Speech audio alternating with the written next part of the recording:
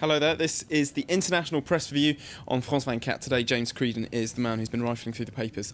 Good morning, James. Good morning, Paul. So, I've got a feeling the Tour de France might have something. Well, it's obvious enough that it would be the first topic in the press review on France 24.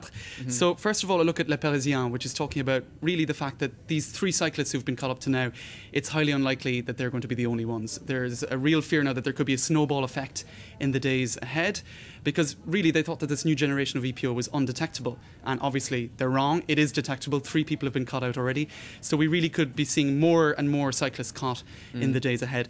And why is this the case? The paper is asking. This has been a real scandal in previous years. Have the cyclists learned nothing? Well, Libération might have the answer to why it is still a problem, and they're saying it's not just cyclists; it's also the pharmaceutical companies who are providing these drugs. There, is 6 times as much EPO being produced as is needed in hospitals. The drug itself is intended for kidney ailments, for problems with kidney problems, but 6 times as much of it is being produced. Why is that the case? I mean, it's clearly to provide the drug for other uses. It's also being produced in India, in China, in places where it's very difficult to regulate it. So you have to go after the provider and not just the cyclist who is taking the drug. But it's easily getting into the wrong hands. Absolutely. Because there's a big surplus of it. So Interpol, other agencies like that need to go after the providers. All right. Nelson Mandela's 90th birthday. Is there much in the press about that today? Well, a lot in, of course, the South African press. The Mail and Guardian talks about many aspects of this. That is an 8-page special. It talks about his ease with celebrities. One of the more surprising aspects of this 90-year-old man. He's so much at ease with young celebrities like Amy Winehouse, who he invited to sing at his 90th birthday celebration in London. He's been seen holding hands with Michael Jackson, shadowboxing with Muhammad Ali. So, what effect does this have on his image? Is it positive or negative? Well, it could be both, and according to Le Croix, the French newspaper, Mandela should be very careful of how he uses his image, because it has immense power. His own foundation is using his image to try to raise money for AIDS and other such causes like that. But he is concerned that he doesn't want to end up like another Che Guevara, just a face on a T-shirt. He wants his message and not his image to be what is pushed forward as the more important thing to remind people of. So one of the T-shirts in his foundation just has his hand coming out onto the T-shirt, and the message, the slogan saying, "It's in our hands, South Africans' hands." So he's not that desperate for the spotlight then? No, absolutely. Well, okay, interestingly, T-shirts also an Olympic issue this year, I understand. T-shirts are a pretty banal item, but it's coming up a lot in the press today. The authorities in China are concerned that even though they've banned flags and banners from countries that aren't participating in the games, such as Tibet, you could be seeing a proliferation of "I love Tibet" T-shirts, "I love human rights" T-shirts. Now, the authorities are really trying to create the right ambience for these games. And another thing that they're trying to do in creating this perfect ambience is to stop rain from appearing in the opening ceremony, for instance. There's a 40% chance that it's going to rain on the opening ceremony of the Olympic Games. So they're trying to salt clouds, various techniques like that. Yeah, but scientists say it might work if it's just light drizzle, but if it's a heavy downpour, it's going to be rain on the opening day of the Olympics if that is the case.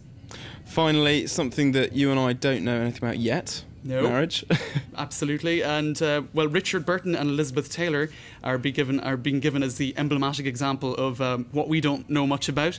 Marriage, divorce, and then remarriage. It's happening much more often than you might think. Couples, according to this article in Le Figaro, marry, the initial passion then leaves the relationship. Divorce becomes an option, the children grow older, and then often you have this phenomenon where couples decide to get married again.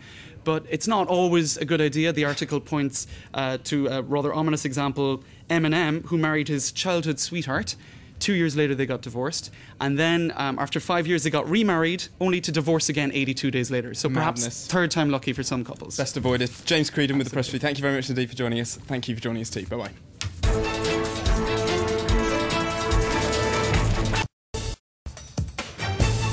Rising energy costs, increasing market consolidation, global warming. Is the merger of Suez and Gaz de France the answer? What will the new group's strategy be? With just a few days to go before the new giant is listed on the French stock exchange, Jean-François Cirelli, the current CEO of Gaz de France and the group's future number 2, answers France 24's questions. Don't miss the business interview today at 8:40 p.m. Paris time on France 24. Business is brought to you by Dexia, the public finance bank.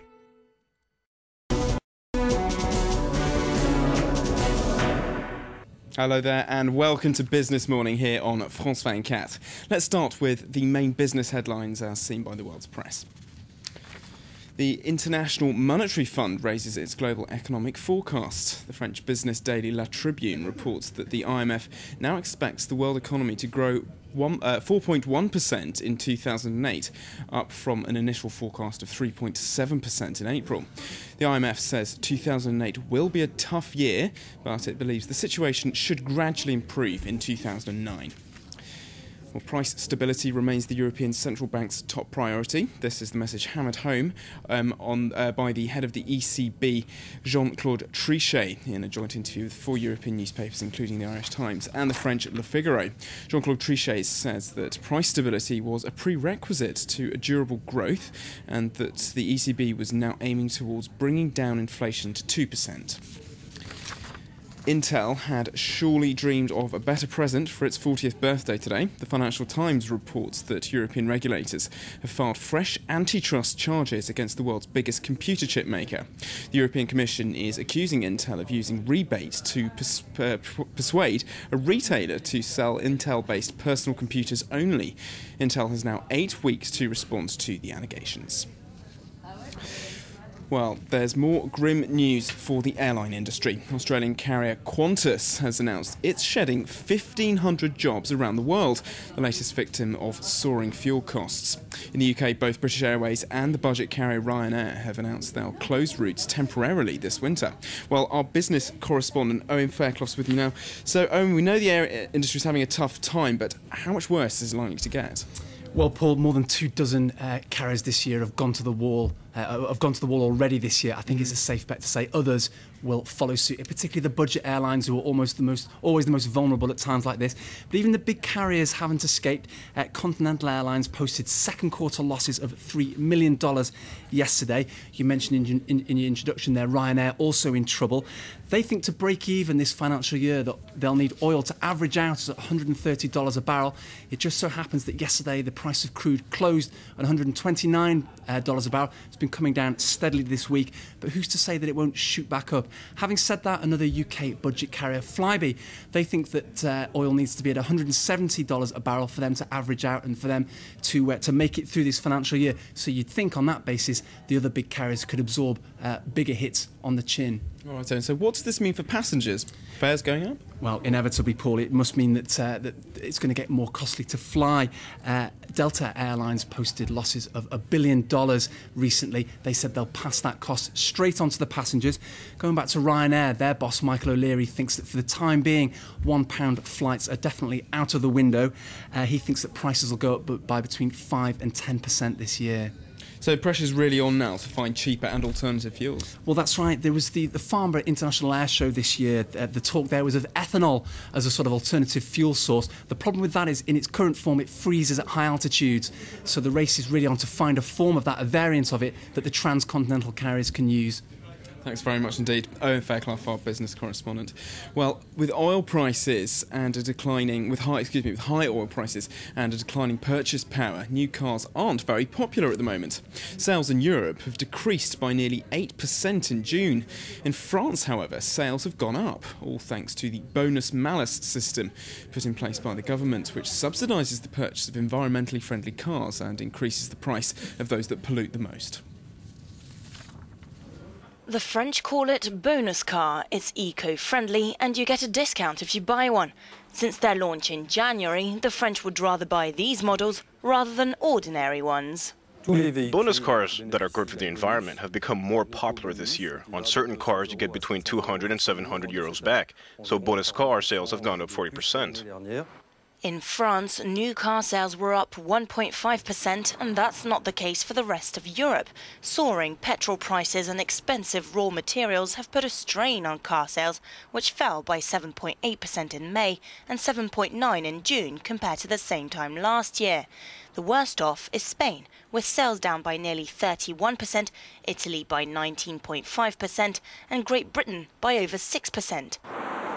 Car industries now find their niche in the East, in Russia, where foreign brands are much appreciated.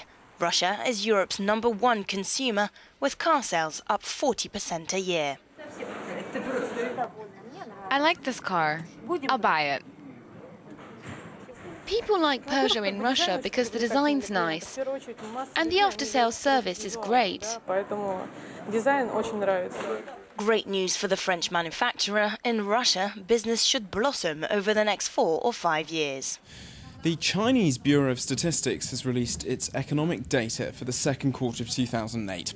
Henry Morton joins us now from Beijing. So, Henry, it seems that the booming Chinese economy is starting to slow down. Yes, that's right. China's economic expansion cooling to its slowest pace since 2005 in Q2, adding weight to the argument from some quarters that the country is allowing its currency, the yuan, to appreciate too quickly. Exporters now starting to feel the pinch, with the currency reaching record highs since a peg to the dollar was scrapped 3 years ago. GDP still grew at a massive 10.1% in the second quarter, though, compared to the same period last year, but was down from 10.6% in Q1. China's growth, the fastest out of the world's 20 largest economies, is helping to sustain global expansion this year as the US housing slump and credit market turmoil threaten to send the economy into recession. However, with export growth slowing to 21.9% in the first half from 25.7% for the whole of 2007, many here would like to see the government switch from fighting inflation to protecting exporters and slow the yuan's appreciation after its 7.1% gain against the dollar so far this year. You mentioned inflation there. Rising prices then still the government's main economic concern? Well, for now at least, yes. Inflation has eased from February's 12-year high of 8.7% on smaller gains in food prices, but it remains above the central bank's 4.8% annual target, and rising commodity costs may keep prices elevated. Producer prices jumping at nearly 9% in June. And the central bank with some challenges ahead still. The reserve requirement ratio for lenders is already at a record 17.5% and fears that interest rate increases will attract more hot money into the economy. The main weapon left in the bank's arsenal is allowing the currency to appreciate. However, as I mentioned earlier, that policy now hitting exporters and the government under pressure to slow currency gains, which would certainly hurt its fight against inflation. All right, Henry, thanks very much indeed. Henry Morton in Beijing. The Swiss banking giant UBS has said it will stop offering offshore banking services to clients in the United States. A UBS executive announced the decision on Thursday as he testified to a US Senate panel that's investigating UBS for allegedly helping wealthy US clients avoid paying taxes at home. Law enforcers say the US loses about $100 billion annually due to tax evasion. Well, before we close this edition, let's have a quick look at the stock markets. Wall Street roared higher for a second straight day on Thursday as oil prices fell further and the banking sector extended its rebound on positive results from JP Morgan. And this is where the Nikkei index stands in Tokyo. That's all for the Business Morning. Stay with us here on France 24.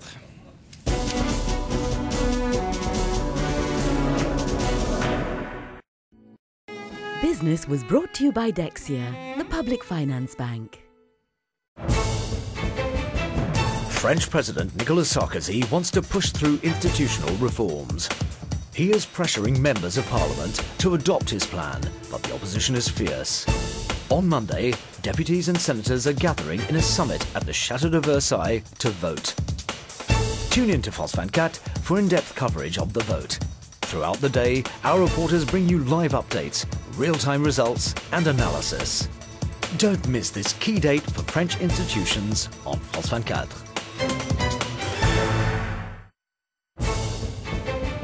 All the latest news and information on our website, france24.com.